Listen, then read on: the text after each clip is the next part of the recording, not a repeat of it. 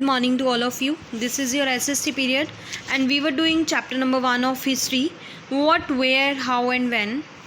Yesterday we completed chapter number 1. So today I am going to explain you practice question of chapter number 1. What, where, how, and when. So open your supplementary book at page number 31. I am waiting for you, students. Open your book at page number 31.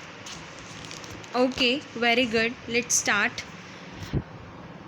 Watch this video carefully. So our first question is 1.1 question.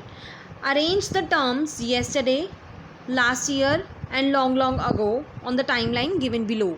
नीचे एक timeline दिया गया है and we have to arrange these three terms. Okay. So most recent जो होगा वो बिल्कुल recently जो अगर बात होती है तो उसके रिलेटेड होगा. रिसेंट जो कुछ टाइम पहले होगा और लीस्ट रिसेंट जो बहुत पहले होगा. Okay.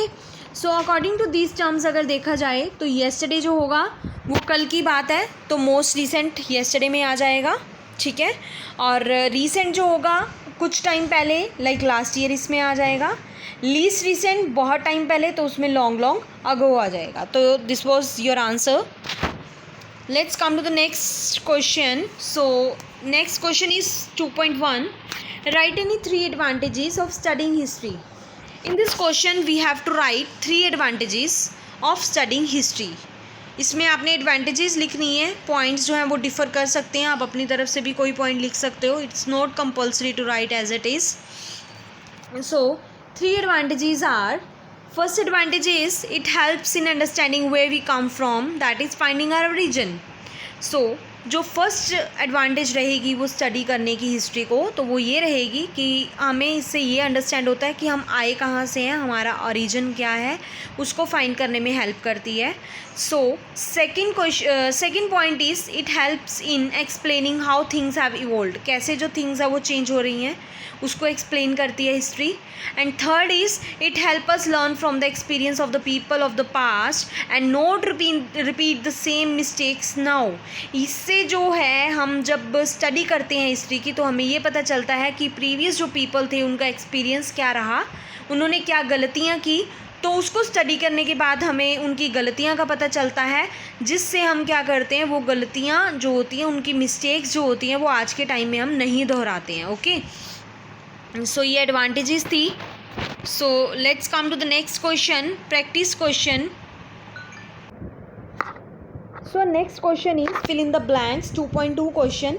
Dash is a study of past. तो ये हमें पता ही है कि जो हिस्ट्री है वो स्टडी ऑफ पास्ट है. ठीक है जी. So next question is practice question 3.1. Write whether the following statements are true और false. Correct the statement if it is false.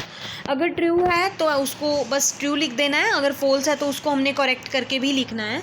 Like first है inscriptions are hand written sources of history. Yes, inscriptions जो हैं वो hand written sources तो written form में तो होते हैं बट वो राइटिंग्स जो होती हैं वो हार्ड सरफेस के ऊपर लिखी जाती हैं. ओके. सो इसका फॉल्स रहेगा. नेक्स्ट क्वेश्चन आ जाता है pots, pans, coins and bones are example of archaeological sources. तो इसका आंसर ट्रू है. इसको आपने करेक्ट करने की ज़रूरत नहीं है क्योंकि ऑलरेडी ही करेक्ट है.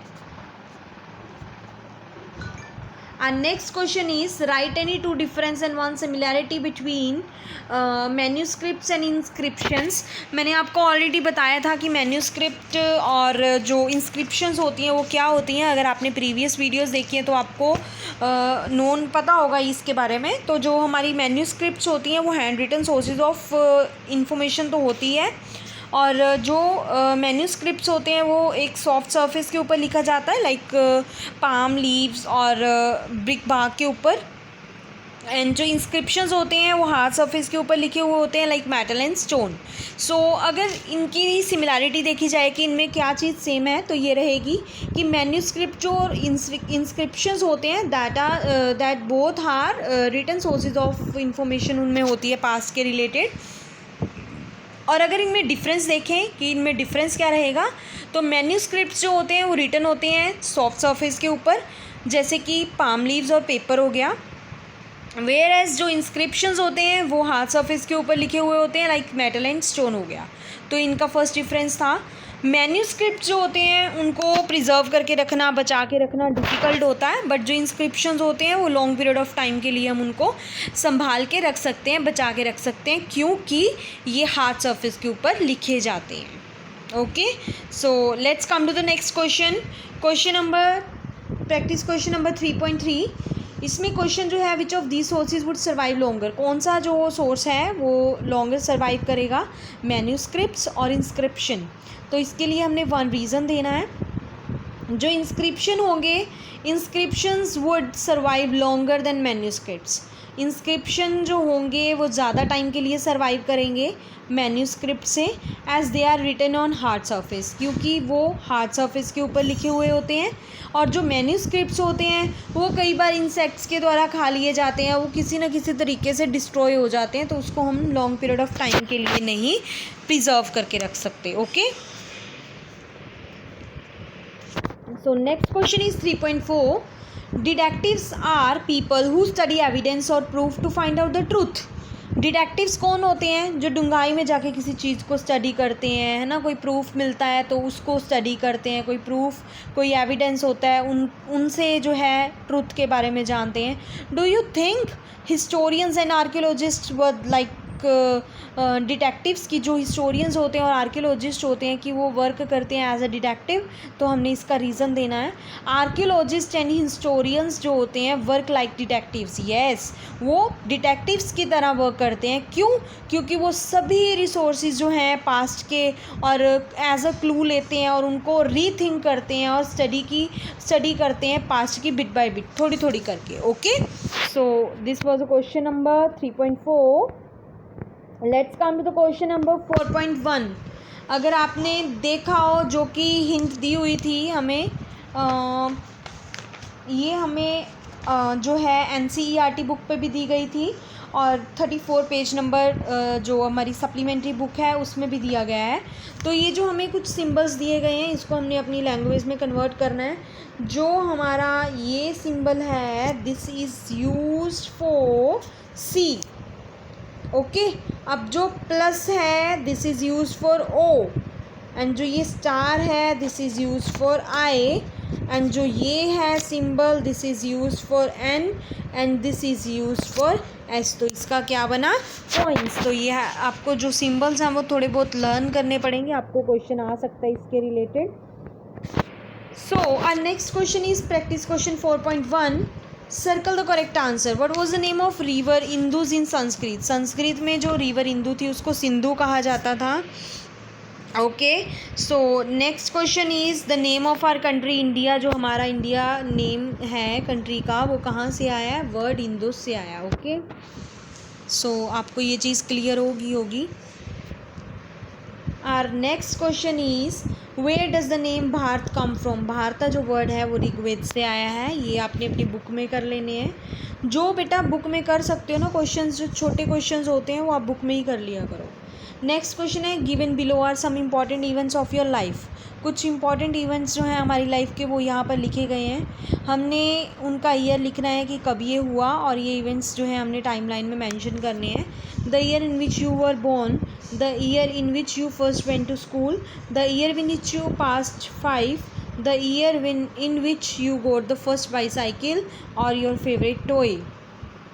तो इसमें हमने लिखना है। तो ये जो आंसर है बेटा ये सबका अलग हो सकता है, तो आप ये खुद करोगे। लाइक मैं अपना बता देती हूँ, आपने ये नहीं लिखना है क्योंकि आप तो मेरे से बहुत छोटे हो। लाइक जब मैं बोर्न हुई तो मेरा बर्थ ईयर जो था वो था 1996। ओके, तो यहाँ पर अगर देखा जाए मैं फ़र्स्ट स्कूल में कब गई, तो मैं स्कूल में गई थी 1999। ठीक है जी, तो ये था जब मैं पूरे स्कूल में गई थी। तो 2006 में मैं ग्रेड 5 में थी, और जब मेरे पास बाईसाइकिल आया था तो वो था मेरे पास आया था 2005 एज्यूम कर लो या 4 कर लो। ओके, तो ये मेरा आंसर था। आपके आंसर्स जो हैं वो डिफ़र कर सकते हैं, और आप इसको लाइन वाइज भी कर सकते हो। लाइक सबसे पहले जो है ये लाइन वाइज ही है नीचे से, बट आपने जो ईयर है वो अपना अपना लिखना है। ईयर जो है वो अलग अलग होंगे सबके, ओके। जैसे मेरे अलग थे, तो ये क्वेश्चन आपका यहीं पे आप खुद करोगे। अब फिल इन द ब्लैंक्स आती हैं, ये भी आप अपनी बुक पे कर सकते हो। वो टाइमलाइन जो शो करता है, क्या शो करता है, इंपॉर्टेंस या फिर सीक्वेंस?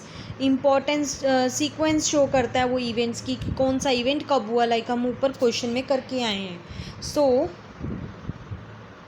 सेकंड है the year of your birth, वो हमारा बर्थ का ईयर जो मतलब उसको हम किससे डिनोट करेंगे, सीई से, कॉमन एरा जिसको हम बोल देते हैं। BCE stands for before common era, जिसको हम बिफोर कॉमन एरा कहते हैं। ये क्वेश्चंस आ सकते हैं, इसको अच्छे से याद कर लेना। Next question is practice question 7.1। इन 7.1 एक मैप जो है वो दिया गया, तो उसमें हमने बताना है कि जो एक रिवर है वो मतलब डेवलप हुई थी 2500 ईयर्स अगो। वो कौन सी रिवर थी, गंगा रिवर, है ना। हिल्स जो नॉर्थ वाली साइड थे जहाँ पर राइस सबसे पहले कल्टीवेट किए गए, तो वो विंध्या हिल्स थे। ये मैप मैंने आपको ऑलरेडी प्रीवियस वीडियो में करवाया है। तो हिल्स वेयर वीट और बार्ले जो है फर्स्ट ग्रोन किए गए थे, तो वो था सुलेमान और Kirthar hills. First present day जो है स्टेट का, where the kingdom of Magadh जो था वो था, अब बिहार है वो। तो ये आप कर सकते हो इजीली। क्वेश्चंस बहुत इजी क्वेश्चंस हैं। You have to do this questions in your notebook of history. जो क्वेश्चन बुक पे करने वाले हैं लाइक ट्रू फॉल्स और फिलअप्स हो गए, तो वो आप अपनी बुक पे भी कर सकते हो। Otherwise you have to do this all the questions in your fair notebook. सबसे पहले चैप्टर नेम और नंबर लिखोगे, उसके बाद आपने चैप्टर के रिलेटेड जो है पिक्चर बनानी है। No need to write keywords, you have to learn keywords from your book, ठीक है। और उसके बाद आपने क्या करना है, ये क्वेश्चन आंसर्स जो है लिखने स्टार्ट कर देने हैं। आज मैं आपको प्रैक्टिस क्वेश्चन करवा रही हूँ, कल मैं आपको एनसीईआरटी क्वेश्चंस करवाऊँगी। साथ के साथ मैं आपको क्वेश्चंस इसीलिए एक्सप्लेन कर रही हूँ ताकि आपको लिखते लिखते ही लर्न हो जाए। सो आपने अच्छे से वीडियो देखनी है और अपना वर्क जो है वो कंप्लीट रखना है। ओके बेटा, हैव ए नाइस डे।